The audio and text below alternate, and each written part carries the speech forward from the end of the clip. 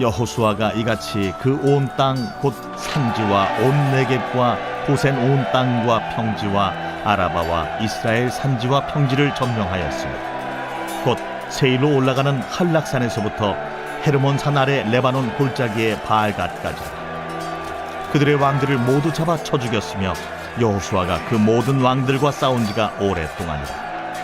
기브온 주민 히위 족속 외에는 이스라엘 자손과 화친한 성읍이 하나도 없고 이스라엘 자손이 싸워서 다 점령하였으며 그들의 마음이 완악하여 이스라엘을 대적하여 싸우러 온 것은 여호와께서 그리하게 하신 것이라.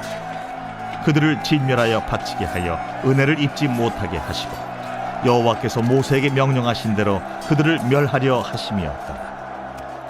그때 여호수아가 가서 산지와 헤브론과 드빌과 아납과 유다 온 산지와 이스라엘의 온 산지에서 아낙 사람들을 멸절하고 그가 또 그들의 성읍들을 진멸하여 바쳤으므로 이스라엘 자손의 땅에는 아낙 사람들이 하나도 남지 아니하였고 가사와 가드와 아스도세만 남았더라. 이와 같이 여호수아가 여호와께서 모세에게 말씀하신 대로 그 온 땅을 점령하여 이스라엘 지파의 구분에 따라 기업으로 주매 그 땅에 전쟁이 그쳤더라. 오늘 말씀은 진멸당한 원인 완악함이라는 제목으로 말씀을 전하겠습니다.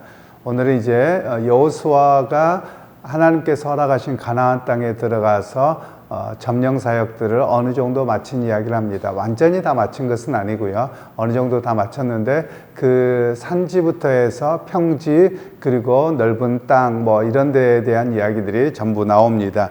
그러면서 왜 이들을 하나님께서 다 붙이셨는가에 대한 이야기를 하는데 완악함 때문이었다라고 말합니다. 그러면서 한 족속과 비교해서 이야기하는데 기브온 족속 중에 히위 족속이 있었습니다. 기브온 히위 족속이 그들이 거짓으로 멀리서 왔습니다라고 해서 살아남았는데 그들 외에는 다 진멸당했다라고 말씀합니다. 그러면서 이들은 자기들이 여호와 하나님이 어떻게 여호수아와 함께한 사람들에게 역사하시는지를 보고서 손을 들고 나오고 화친을 하고 나왔던 반면에 다른 족속들은 여러 연합체들을 구성해서 전쟁하러 나옵니다.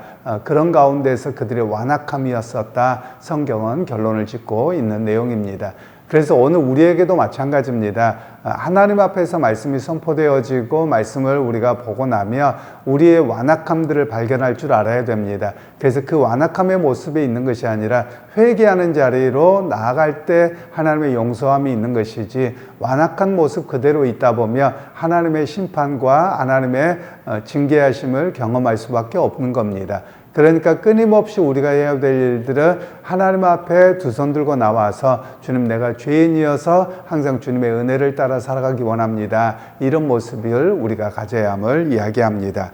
그리고 두 번째로 22절부터 나와 있는 말씀 가운데는 아낙 자손에 대한 이야기를 합니다. 그런데 우리가 앞에서 이해해야 될 것이 모세가 12명의 정탐꾼을 보냈을 때 그들이 가나안 땅에서 아낙 자손을 봅니다. 그러면서 뭐라고 이야기하냐면 그들 보기에 우리는 메뚜기 같다 이렇게 이야기를 하거든요. 그러니까 이들이 거인 족속이었습니다. 그들을 보면서 스스로 주눅들어서 작아졌었던 그런 이야기인데 오히려 여호수아와 갈렙 두 사람은 다른 이야기를 했었습니다.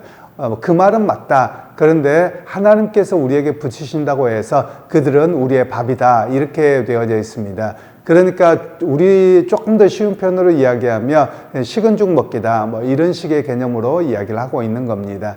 그래서 이 아낙 자손들을 다 멸절하는 이런 모습이죠. 무엇 때문에 이런 일이 이루어졌느냐? 여호수아가 바라봤던 믿음 때문에 그렇습니다. 하나님이 붙여주시면 아무리 그들이 기골이 장대하고 위대한 장수를 할지라도 하나님이 붙이시면 결국 그들을 쓰러뜨릴 수 있습니다. 라는 이야기를 우리에게 말씀하고 있습니다.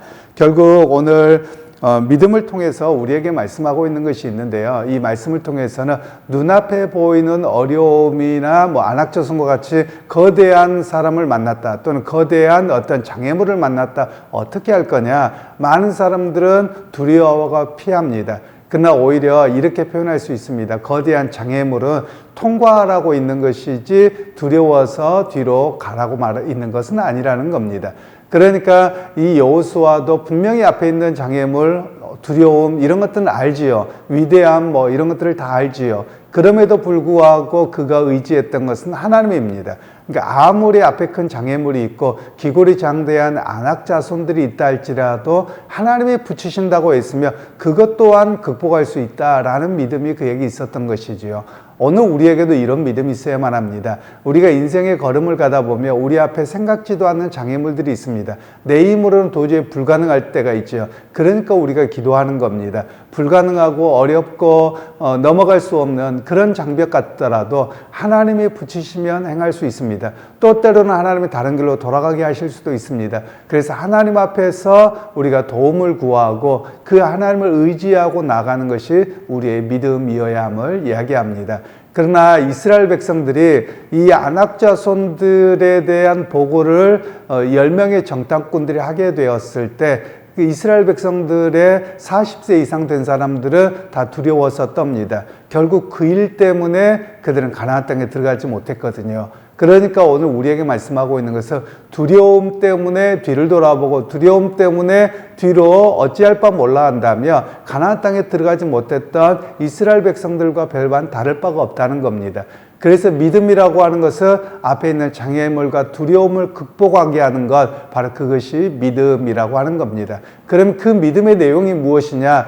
만유의 주제가 하나님이십니다. 그리고 모든 것의 공급자요 지키시는 분이 하나님이심을 믿는 것, 바로 그것이 온전한 믿음의 모습이라고 할 수 있는 것입니다. 그러게 여러분, 오늘 우리의 삶도 마찬가지입니다. 여러분들 인생에 어떤 장애물을 만나고 또 생각지도 않는 큰 어려움들을 만날 수 있습니다. 그런데 그 어려움과 장애물을 보시면 안 됩니다. 오히려 그것만 보다가 넘어지기 때문에 그 위에 계시는 하나님, 그 위에서 역사하시는 하나님을 의지하고 바라보는 것, 그것이 우리의 믿음이어야만 하는 것입니다.